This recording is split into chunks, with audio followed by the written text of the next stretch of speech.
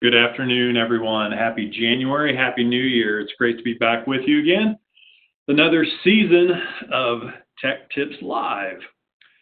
On our starting slide, just want to go over a couple things to reiterate. Don't always spend time on this, but as during our presentation, if you have any questions, feel free to open the Q&A box, which is up there, should be in your upper right. Type in your question and then send it to the host. We'll be collecting those and we'll get to those at the end. We will try and answer all of those, but sometimes we may have to go offline for some reason, and we will get to everyone. We do post the recordings, and I did remember to push the record button before we got started today.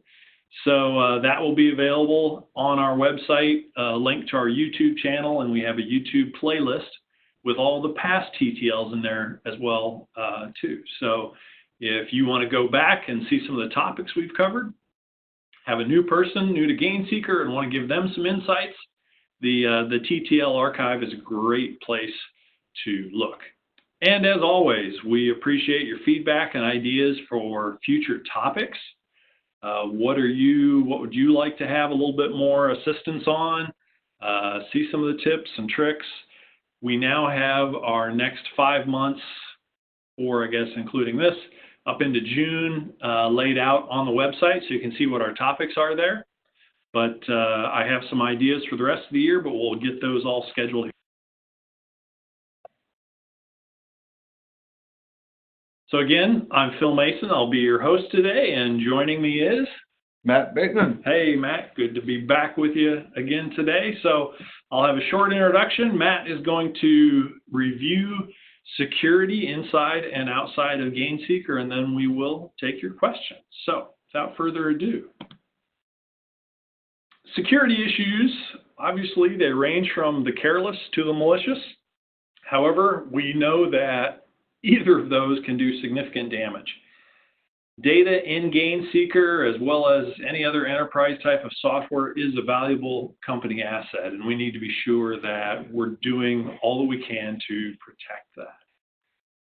There are also specific integrations. You know, if you've been working with us and we've done particular Python programming or particular inspections, those become an investment that you can't always just recreate. So you want to have those protected as well and make sure that not only is your security in place, but good backups and data has been saved and backed up. So that's a little bit of our situation.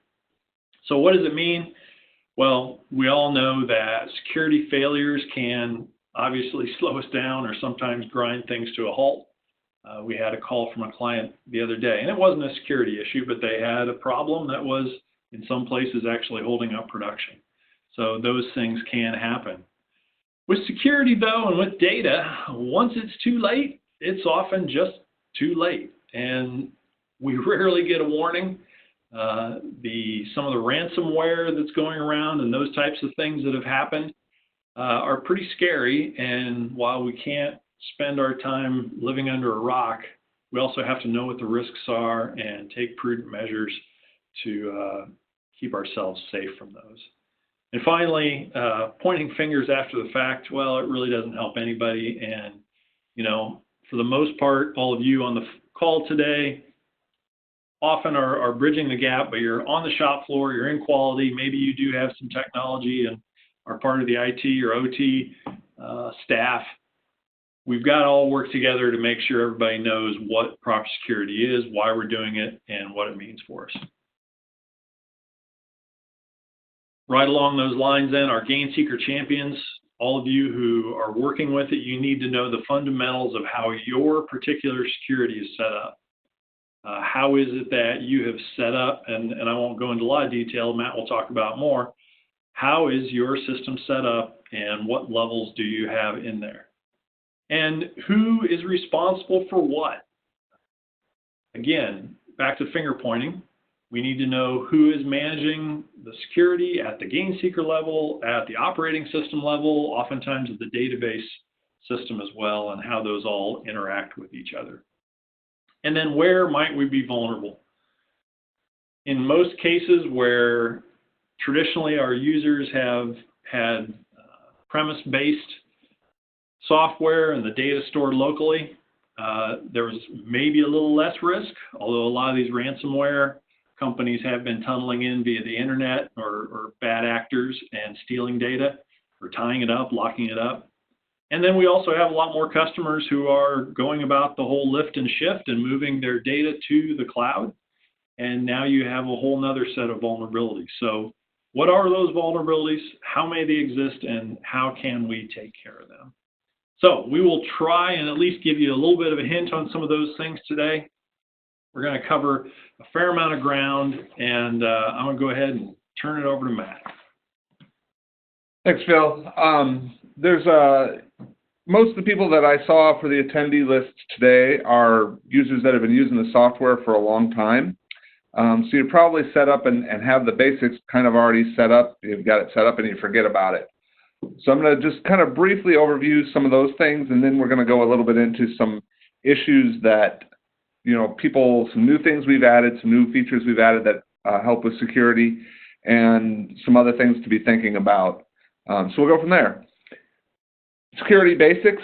In GainSeeker, in the system administration module, we have users and roles. I often, when I used to do training, would kind of relate the users and roles into Microsoft security groups and logins. So the users would be the GainSeeker users would be the network logins, and the roles would be the Microsoft security groups. You set up the permissions in the roles, what you want them to have access to. You can see on the right-hand side there, full rights is expanded, and there's a menu there of different things you can give them access to. Within delete rights, you can delete data, you can delete notes, you can delete standards, or some or all of those. Once you have those roles set up, you can assign the role to any number of users that you want. So it's a one-to-many relationship there. And as you can see on the left-hand side, the GainSeeker login SPC manager I took an image of, down second from the bottom, is assigned that full rights role, and they have rights to everything. One thing I do want to point out that is relatively new within the last, I'll say 5 years. We've been around for 30 plus, so that counts as relatively new. Under password options, I don't have it expanded here, and I'm not browsing through this. But under password options, there are rules for when that password expires. So you can set that password to expire at 30, 45, 60, 90, 120 days, or to never expire. It does track when it was last updated. And as you can with Microsoft, when you reset a Windows password, you can check a box to make the user then change their password. So if they forget their password, you go in here and change it. You can make them change it again as well. So that's something that we've added there that might be interesting. Digging a little bit more into the roles here, I took one of these and kind of expanded that chart menu option. So that's the left is the data entry operator with that same thing I had expanded before. The chart menu option there digs into the chart menu. So you can see there's different types of access levels, the key with the 1, the key with the 2, the denied. And if you click on any one of those, you'll get this set access level screen you see on the bottom right there. Some of those are very self-explanatory: full rights, deny access, full access, deny access. You either can get into it or you don't get into it. If you have deny access set, usually the menu item just doesn't show up in the system. Occasionally it will be there and it'll be grayed out, but usually it's just completely goes away from the menu. Level 1, Level 2, those have been around for a long time. Essentially what people use that for is they have an operator, for example, someone entering data, that they don't want to have rights to edit data, but they have a shop floor supervisor that they give rights to edit data. So essentially what you do is you set level 1 password for that permission, and you don't tell the operator what the level 1 password is, but you tell the supervisor what the level 1 password is. What happens then is the supervisor doesn't have, when they find an issue and they have to respond to it, They don't have to make the operator log out of the system, then they log in, they make the change they need to make, then they log out, the operator logs back in. So it's kind of like when you're at oftentimes a retail store and like something doesn't come up right, or you're trying to do a return. Yeah. Or somebody's got to come and swipe a card. You're giving the clerk a $100 bill. Yeah. Whatever it is. Yeah. You have that management override. Management override. And we give you 2 of those. So you could do something where, the operator has a certain level of rights, the floor supervisor has a certain level of rights, and your engineers have a different set of rights. So the supervisors get level 1 password, the engineers get level 2 password, and it keeps you from having to log in and out of the system, but still get access to things. So that's level 1 and level 2. Those have been around for a while, but we often get the question, what do you use that for? So I thought I would share that. The login password is something, again, that's been added in probably the last 5 or 7 years. So we'll call that relatively recently as well. The login password, if it's set to the login password, what that's used for is it prompts the operator for their GainSeeker login whenever they try and do something. So essentially what it does is it confirms that the person logged in is the person that's doing it. So that if Phil has walked away from GainSeeker, left it up and running, I can't walk over and mess something up and blame Phil, because it will ask for his password and I don't have his password. What's my time period on that? It's every time you do it. So depending on what it's assigned to. So if level 1 or login password is assigned to edit data, whenever you try to edit data, it will prompt you for your password every time. Okay. This is used a lot with some of our customers are FDA compliant, and part of the CFR 21 rules are you have to verify the operator. So when they're entering data and things like that, they have to verify that the person who's putting the data in is who they say they are. So it's used for that.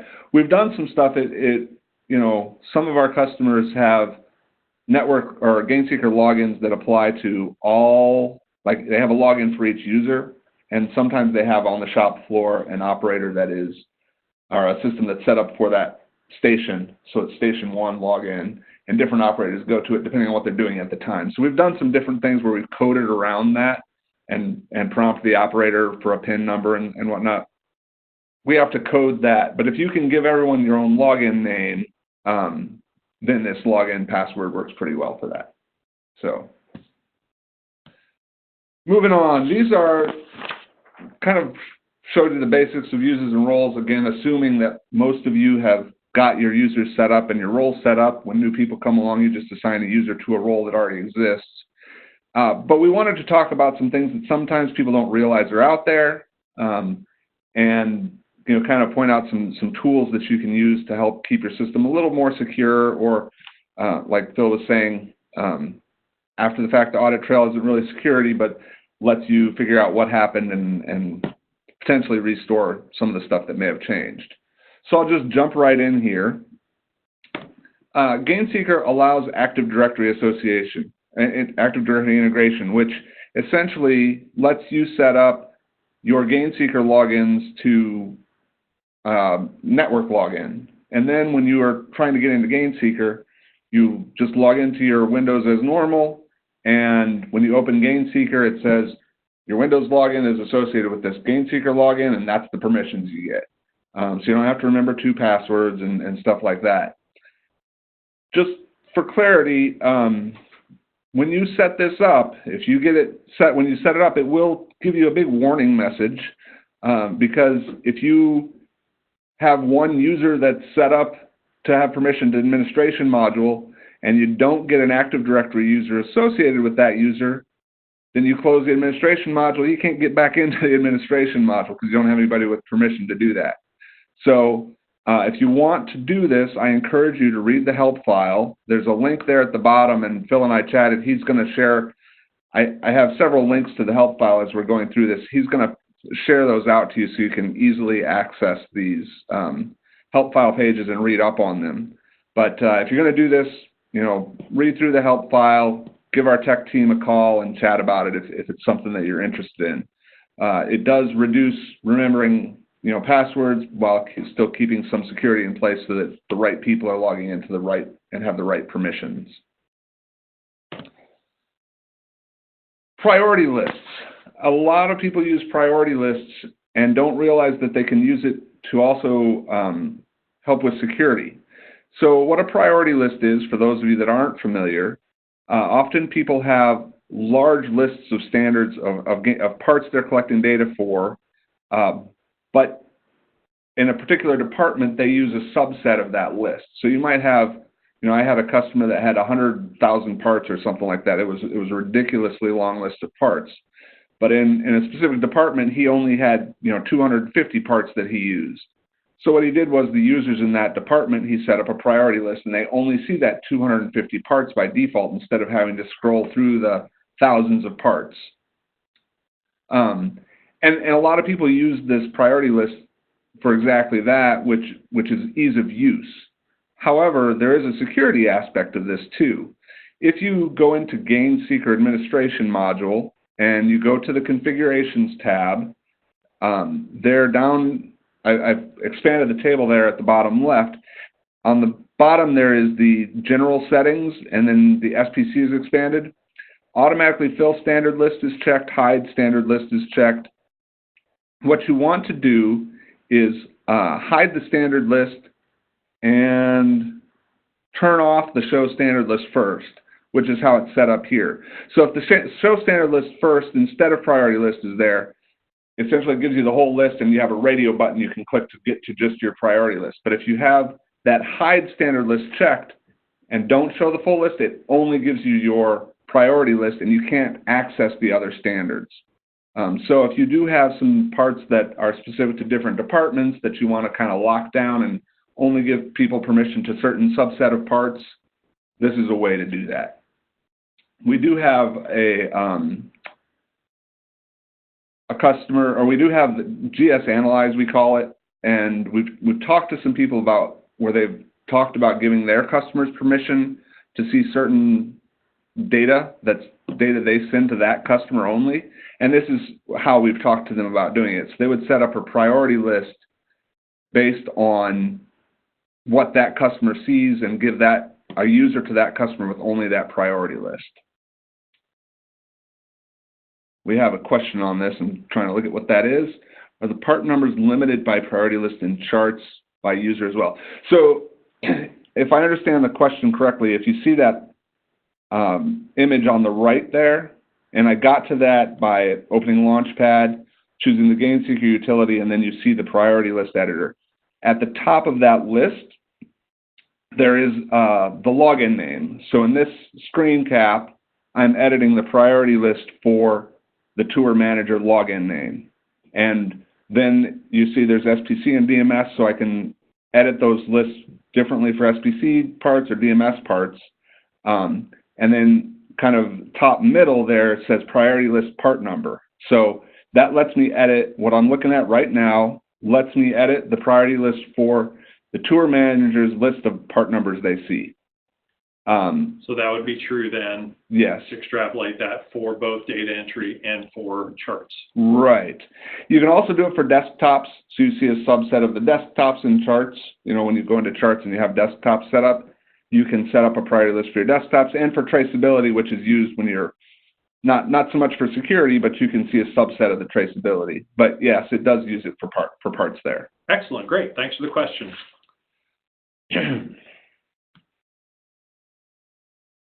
You got to click on it so we can go to the next slide. There we go. So we clicked off to read the question there, and had to click back on.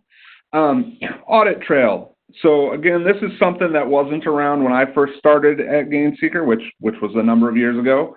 But this has been around for more than 5 or 7 years, so I won't call it new.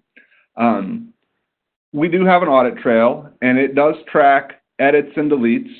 There's several options for it, and you can access it through the GainSeeker Administration module. So if you log into GainSeeker Administration,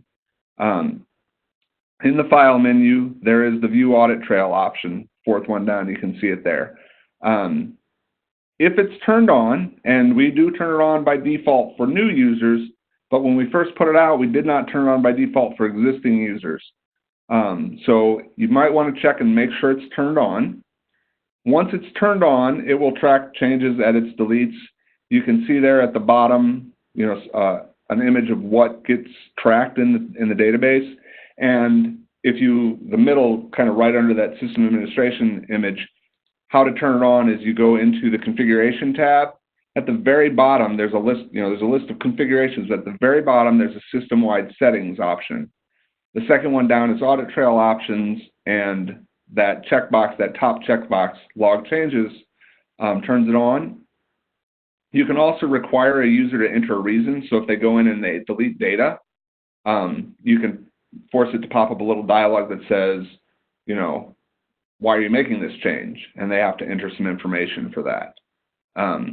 So that's there. And then, like I said, down at the bottom, it tracks the GainSeeker login that made the change of the deletion, what the date time was when that happened, where it happened. So that first record was in a data record. The second two deletions were standards. The event was a delete. They got deleted. And then that change actually stores, like for the standard where it was deleted, it actually records what the information was that was deleted. So for data, for example, if it's changed, a 1.2 to a 1.3, that will get logged there. So if you do have somebody go in and delete, there are sometimes we can go and recreate some of that. We have had an issue once a long time ago where a customer, one of our customers had one of their people get fired, and he had permissions to do stuff, and before he left, he deleted a bunch of stuff. Obviously, backup is your best bet to restore that, but we did have Audit Trail so we could prove that he had done the deletion. So, speaking of backups, as Phil was saying with the ransomware and everything that's out there, this is probably your best defense for restoring your database. We actually got hit by a ransomware a couple of years ago and didn't have any trouble because we had good backup. One of our drives got locked up, and we deleted the drive and restored it from backup, and everything was fine. So backup is your best source of prevention at that. Obviously, this is an IT thing, and what I recommend is at least once a day. We do it every couple of hours is what ours is set up to do. You will want to back up the database and supporting files. So with GainSeeker, for example, a template, some of you are still using templates. When you create a template, the system actually creates a text file that's associated with that template. So you need to back up your file paths that have GainSeeker in them and the database. It's important to back up the database, and some backup systems you have to do special things to get the database backed up. So make sure you do that. And the biggest thing with that, with backups, is to validate them. When you set your backup up, every once in a while you want to validate that. Do a restore. Make sure you can access the file that you restored. We don't want to get into a situation where you think you're doing backups and you're not actually getting backups. I think all of us have been there at one point or another. Yeah. I know I've been in some situations where we really felt good about the backup, and then there was nothing to restore. Yeah. So make sure you validate those backups.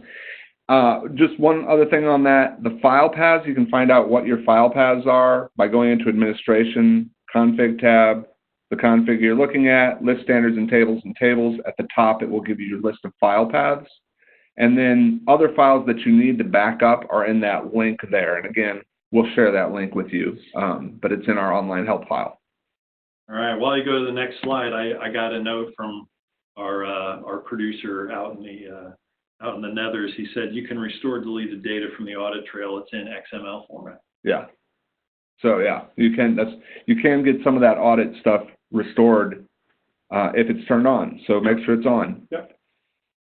This is a utility that some people don't realize is out there. We have a password utility, and essentially what it lets you do is change a password for somebody, but not give the person that's changing that password to access to the administration module.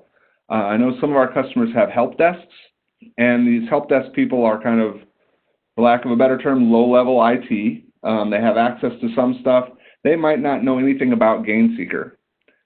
So this password utility is a tool that's out there that they can log in, they get the list of usernames, and they can reset the passwords for them. One note on that is it is, by default, nobody has access to it. Even the full rights login role, if you give your user the role of full rights, it is not turned on. So you do have to go in and duplicate that full rights role or whatever role you want. Actually, probably don't want to do the full rights if you're only giving them the password utility, but give them access to this, and it lets that user, the help desk, reset passwords if people forget passwords. So that's there. They will have to have a GainSeeker login, and then they can reset passwords, and it'll generate random passwords there. You can see that little checkbox. So that's the password utility. It is resetpw.exe. That file is installed with GainSeeker in the regular exe folder, which is C, Program Files, Hertzler, GainSeek. You'll be able to find that there. We also have a password encryption utility.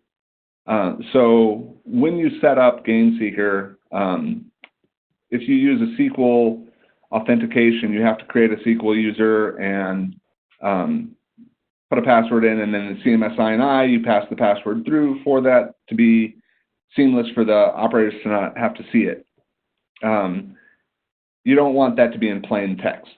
So this utility, which is not installed by default, it's in the utility tools folder of the CD. You can run it there, and you can see I put in ABC, and it gave me this big long encrypted code, and it copies that to the clipboard, so you can paste that into the CMS INI. It's also used in templates or Python when you want to pass, connect to the database and pass it through. It's just encrypted, so you don't have to pass through plain text. You can use it for the command line parameters to, perform some automated tasks as well. You do not have access to unencrypt it. If you need to unencrypt a password, you can call our help desk and we can help you unencrypt it, but by default, it is not there.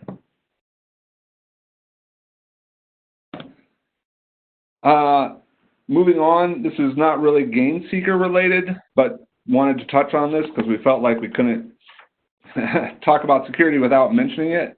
You're going to have your database that has all the GainSeeker data, and we've kind of hit on some of this. Make sure you keep it updated and patched. If you're not running a current version, you may run into some issues. I would say that the Windows 7 right now, for example, is falling off support. Microsoft is stopping support on that.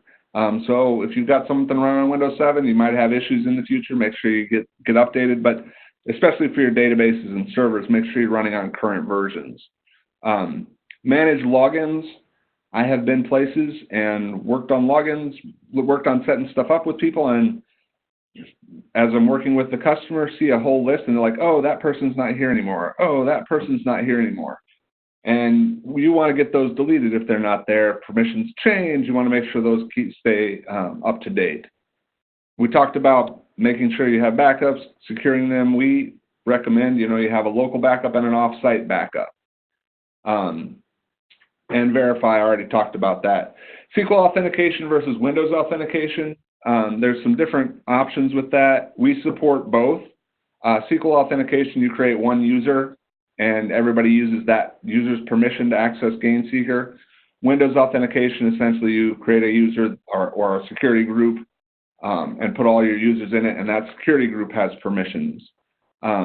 Both have their pluses and minuses. If you use Windows authentication, you manage all the permissions through Windows Active Directory.